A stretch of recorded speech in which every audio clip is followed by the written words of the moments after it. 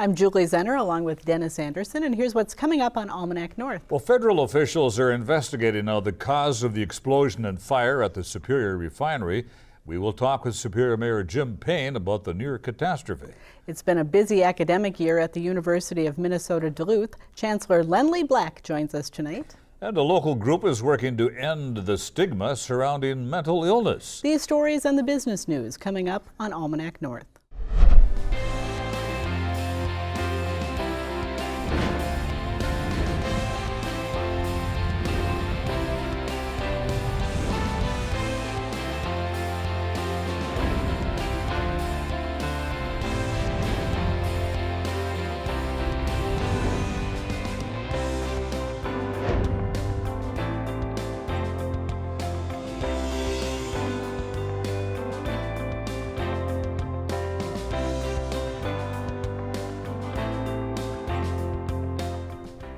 Hello and welcome to Almanac North. Thanks for watching. Danny, today it really felt like spring had finally come here to stay. I spent several hours outdoors today, and I think I'm going to do it all weekend. It was nice to be outside. It sure was. I've got one teeny tiny little pile of snow left. You do? Yep. Well, not at my house. Well, we have a pile of things to talk about tonight, so let's get started. All right, Julie, thank you very much. Well, just a week after the explosion and fire at the Husky Energy Refinery in Superior, it has become evident that the outcome could have been much worse.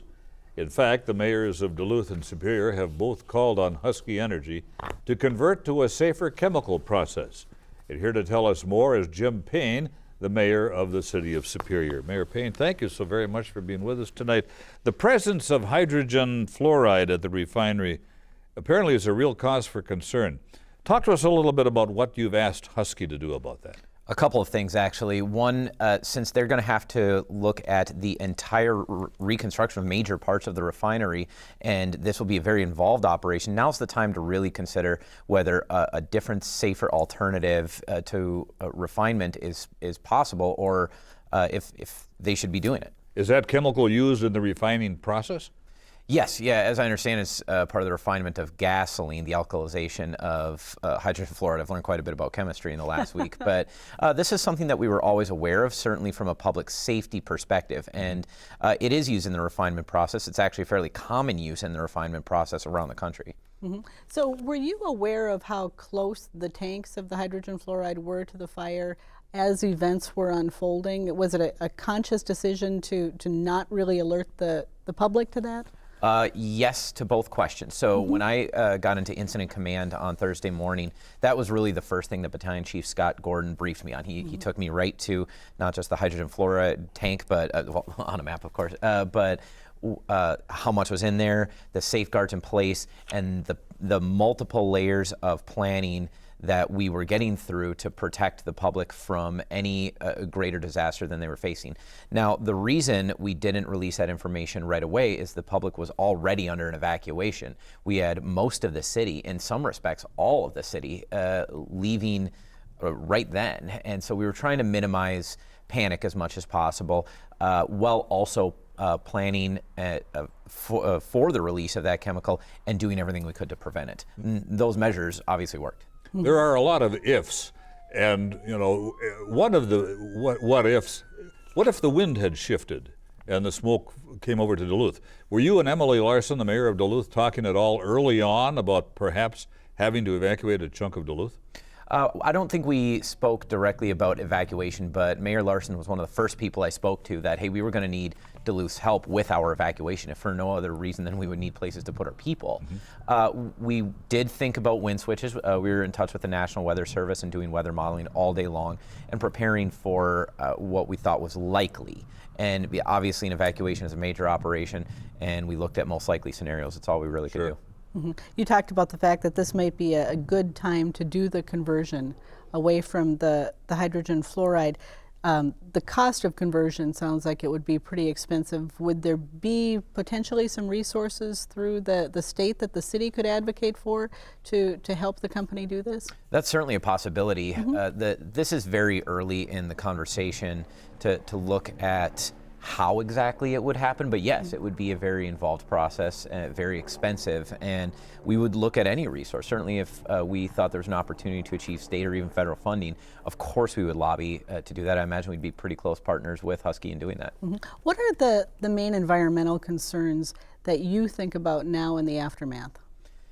In the aftermath, well, of course, making the refinery as safe as it possibly can be, and managing the, of course, the risk of any future fire. That's the major health and safety risk. But from an environmental perspective, we really want to look at the discharge that comes out of the refinery. That's a part of the story that gets a little bit lost. That's the only real environmental concern that I have, in that it's the only thing that I've seen some evidence of damage, where there was some escape of some petroleum and almost certainly some of the materials, water and foam, that were used to fight the fire may have left the ditches and ponds of the refinery and gotten into Newton Creek. Now, that's not to say it made it all the way to Lake Superior, but that is one of the places where we found some evidence of some of these materials getting outside the area of the refinery. A week later, are there any hot spots that remain, and when will actual reconstruction begin, repair work? Well, I can't say when reconstruction will actually begin. There's a very complicated analysis going on right now. The on-site investigators really haven't even finished collecting evidence at this point. And so it'll be a while before reconstruction starts. Quite frankly, it's going to be a while before planning for reconstruction starts. Investigation and site security and safety are the main priority.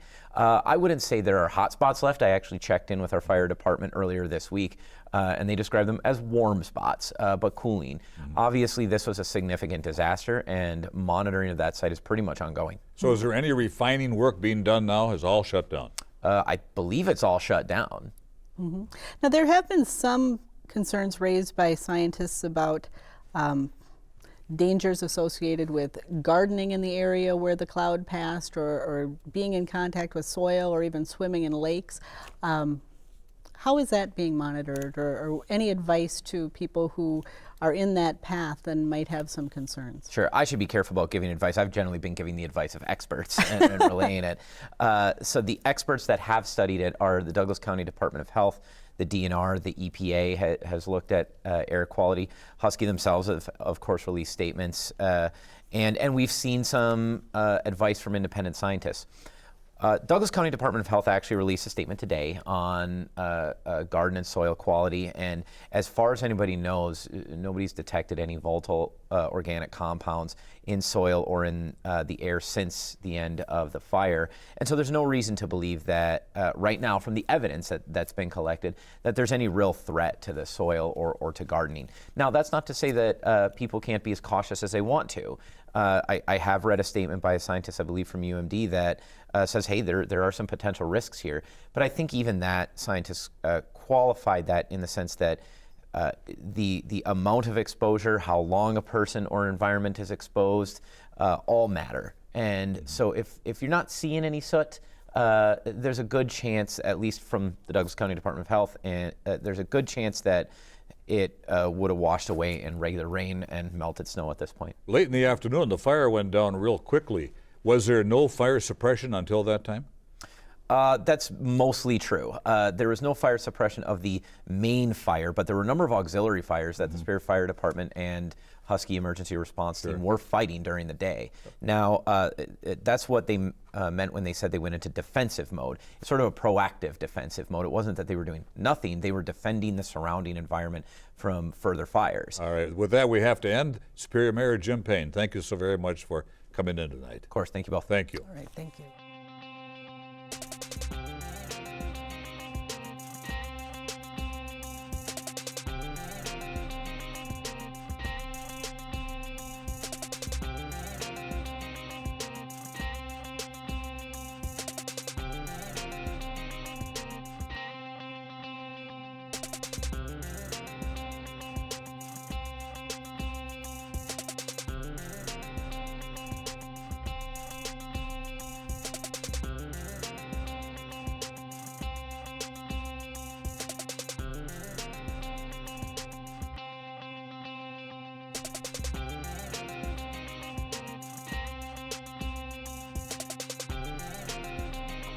Hard to believe, but another academic year is coming to a close in the region.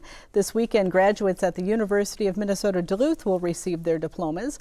Other local colleges and high schools will follow in the coming weeks as thousands of graduates begin a new chapter in their lives. Here with a review of the year is Lendley Black, the Chancellor at the University of Minnesota-Duluth. Welcome back, Chancellor. A busy weekend ahead for you. Yes, it is, Julie. It's good to see you. Denny, great to see you. It's always good to be with you. As you look back at the academic year at UMD, what do you see as the highlights?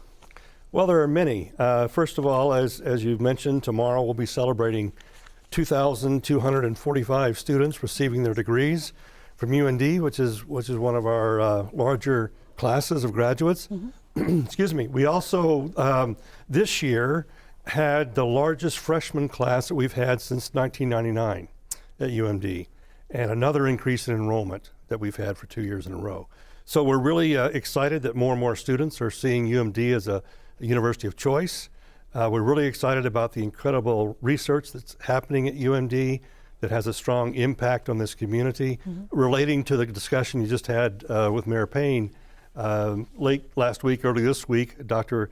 Liz Austin-Miner from the Large Lakes Observatory and her colleagues have been on Lake Superior looking for any signs of soot or other contaminants in the lake. So that's the kind of work that we do on an ongoing basis, taking care of this area and doing research and teaching and learning that has a strong impact. Chancellor, what kind of funding do you still need from the legislature, and is all the funding for the chemistry building in place? Well, we need whatever funding we can receive from the legislature is the short answer. But our focus this year is on bonding money. Right. Since this is not a typical budget year for us, we're on a biennial budget. This is the second year of the biennium. And so this is the year that we're focused on bonding. And our main priority in bonding is on HEPRA funds. Those are the funds that we use to renovate our older buildings and to make sure that they're up to code, that they have the appropriate heating, air conditioning, ventilation systems, et cetera. So that's our primary focus. But we're also looking at funds to help us continue to support the many things happening at UMD, which we have to have through partnerships with the state. Still have budget troubles? You know, in this environment, we're going to have budget troubles for a long time, but we continue to make great progress on the structural budget deficit we've had at UMD. We've gone from a deficit of over $9 million to somewhere a little over $3 million this year, and we're anticipating we're going to cut that even more next year. And again, this is a structural deficit. It doesn't mean we're broke. We're still paying our bills. But it's a matter of getting our expenses and revenues more in line, because my goal is to make sure that UMD is on very firm financial footing, not only for the short term, but also for the long term. Are there cuts that you see that are going to impact students directly? Well, we made some cuts last year, which did affect faculty and staff positions. We were able to protect our academic programs for the most part. We have had to eliminate a few over the years, but only a very few. Don't see any eliminations in academic programs last year. And at the same time, we're still adding programs that are in high demand and that have a funding model that makes good economic sense. Is UMD's student population shrinking, or are you starting to grow again? No, we're growing again. I mean, this year we were up again for the second year in a row. And with the large freshman class we had this year, I think that trajectory is going to continue for some time. You mentioned new programs, a new program, a Master of Tribal Resources and Environmental Stewardship was announced. Do you see American Indian Studies as really being a niche for UMD? Well, it certainly is, and this new program builds upon the success that we've had for a number of years now with our Masters of Tribal Administrative and Governance program, and also the bachelor's. We established a bachelor's program in tribal administration and governance as well. So I think we're going to continue to build upon that tradition and heritage and find ways to expand it. What's being done to promote UMD, to entice students to come to Duluth? Well, we're being very strategic about our recruiting.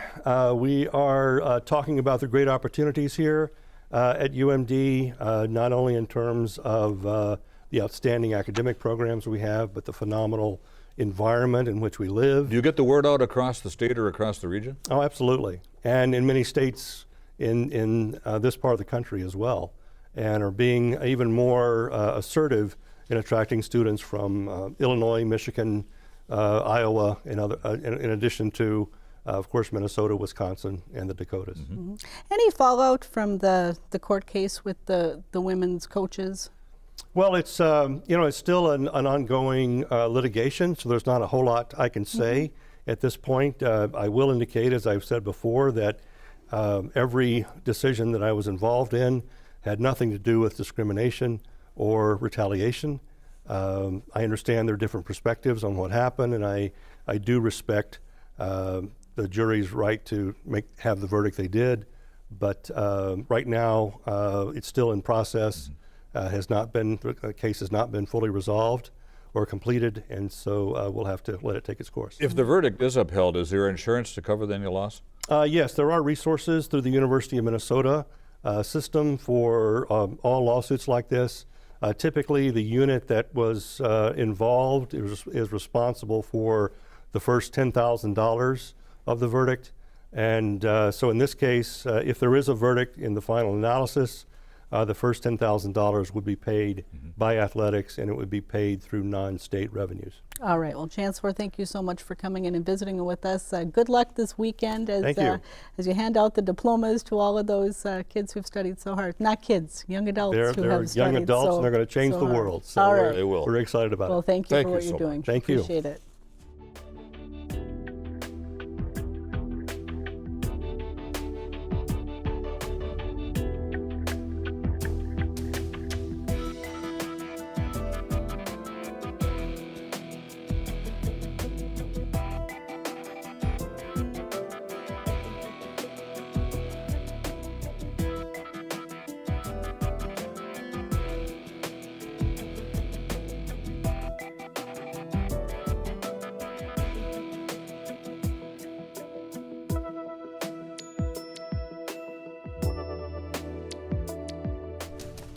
May is Mental Health Awareness Month, and a local group has events planned to help reduce the stigma associated with mental illness.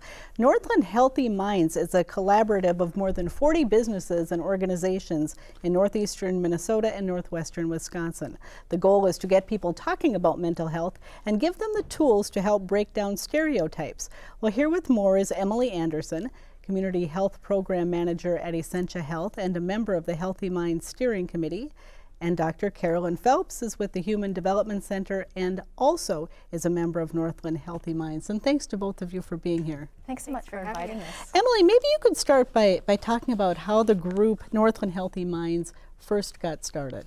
Yeah, so about a year ago, the May is Mental Health Awareness Month, and so the City of Duluth implemented the Make It Okay campaign, which is a campaign developed by health partners that's really about making it okay to talk about mental illness.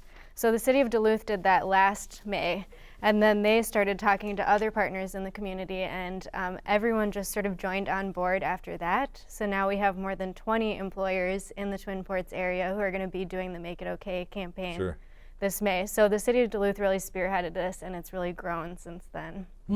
Dr. Phelps, after all these years, there's still a stigma about talking about mental health and for those who have mental health issues. How do we fight that? How do we break that down? Well, I think we do what we've been doing, number one, and I think WDSC really should pat themselves on the back for being a forerunner in this community and supporting the show Speak Your Mind, which I host. And nice plug. I like a plug, shamelessly or shamefully, one or the other. But I think that was like really the first large community-wide effort to start addressing the stigma associated with mental illness. And the Bridges to Health survey also really showed that one of the major areas of health concerns for Duluth and the Northland is mental illness and access to mental health care. So I think one of the things that we really need to be aware of is that people with mental illness have for a very long time been one of the most disenfranchised groups. Sure. And what we know is that each year different people develop mental health problems. And so it becomes more integral to those people in those moments in their life, which is why we need ongoing efforts all of the time. And so although May is Mental Health Awareness Month, this is not a month concept. This is, we're really hoping, I think, to make this a year-round, turn it from May into a year-round event. Absolutely. Emily, engaging so many businesses in the Northland Healthy Minds project or initiative, what's the benefit of that? What is the role of businesses and employers in helping to address this issue in the broader community? Yeah, so I think that through the employers, we're able to really reach a lot of people, and so it's just one platform to be able to, you know, get into the workplaces of all sorts of different organizations to just be able to really broaden this message. And it's been amazing. I mean, at first we kind of had a goal, I think, of getting like 8 people on board, and then every single month that we've had a meeting, we've had more people showing up every single month. So it's not been a hard thing to convince people to do. So I think that's allowing us to have a really collective impact in this area. Whenever we talk about mental health, we also bring up suicide. Carolyn, how do we handle this better? How do we prevent suicide? Well, I think first of all, to get the message out that suicide is preventable. I've had Melissa Heineman, really the suicide prevention expert in the state and who works for the Department of Health and Human Services here in Minnesota. And she maintains that suicide is preventable. First and foremost, we want to get people the message that help is available and that help can matter, and help can flip hopelessness on its head and turn that back into hope, but only if people get the help that they need. And part of that is each of us taking personal responsibility to be able to reach out to individuals who may seem like they're despairing or may seem like they're having difficulties, and talk to them just about how are you doing. There are warning signs, in other words. Yes, yes. There are warning signs. Certainly, we also know that there are some people who keep their despair very private. And I think the other message that we want to get out is that when people have a family member or a loved one who does die by suicide, that it is not the family's fault, and it's not that they could have done more, and it's not that your person would be alive if only you would have. So we really don't want families to feel the guilt about that, and understanding that the ripple effect of suicide reaches out to many, many different people in the community, not just the friends and the family, but when other people hear about this, what they're touched by in their own lives as well. Emily, there are some events coming up that people can participate in to Yes. learn more and get the word out? So we have events happening every week. All of it is on our Facebook page on Northland Healthy Minds and our website, northlandhealthyminds.com. So the biggest one is on May 22nd, where we'll have John Moe, who's the host and creator of the Hilarious World of Depression podcast. He's going to be coming up to Duluth to do a sort of candid talk at Denfeld High School, and it's at 7 p.m. It's free, open to the public. There'll be free dinner and a resource fair. But that's just one of many events. Big event. And we will have the website up on the screen. Thank you so much for coming in and sharing information and talking with us tonight. We really appreciate it. Good luck as you move forward with your events. Thanks much. Thanks for this opportunity.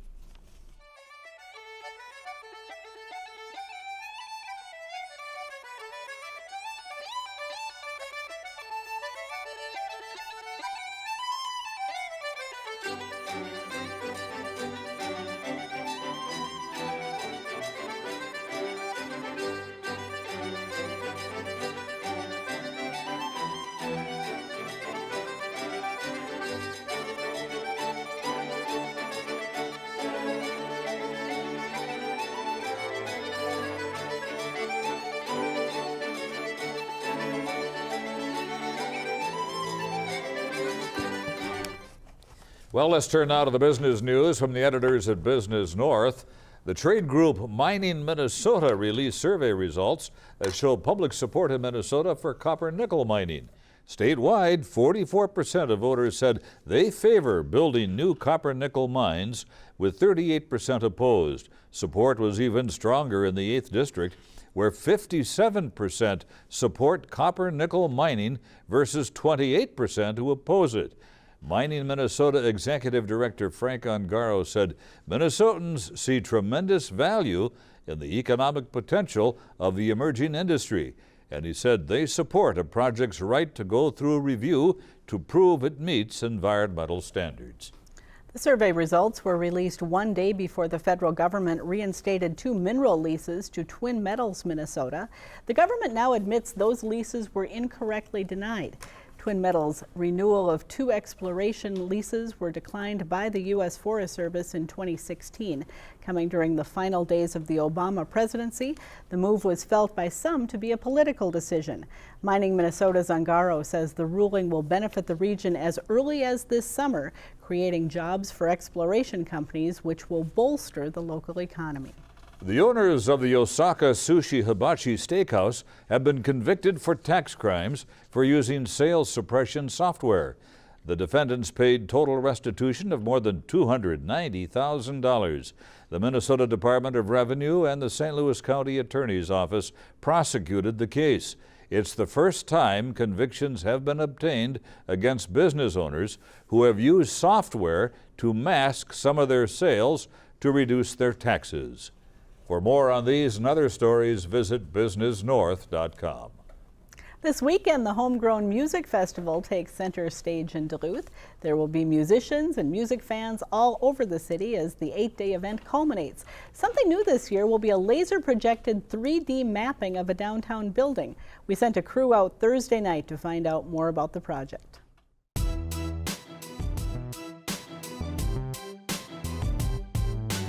My name is Daniel Benoit. I'm a tech director for Solve Entertainment and freelance projection designer. Our projectors are provided by AVR. They're brand new laser projectors. They're brighter and have more contrast than projection has ever had before. And so we're covering this building with 16,000 lumens of laser projection, which is not bad. The software has the ability to basically slice up an image, whether it's a picture or a video, into these small little sections, and then you can output those sections to very specific places on a building or a 3D object. Friday and Saturday night during Homegrown, you're going to see artwork from Homegrown, the giant, massive chicken. We had artwork from Blacklist Brewery that we kind of mixed up and throwing all over the building. It's just going to be fun and quirky and bright and interesting. That is pretty neat. Well, if you have a comment on our show, call now, dial 218-788-2849 to leave a message, or send an email to almanacnorth@wdse.org.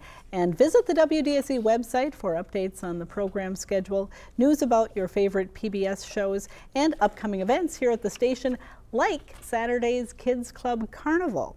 And Denny, the carnival is always a big spring event for the station. There'll be lots of happy kids and parents there. Sounds like little kids and big kids, Little kids and big kids, always lots of fun. All right. For Denny and the crew here at WDSE, I'm Julie Zenner. Have a great weekend. We'll see you next week.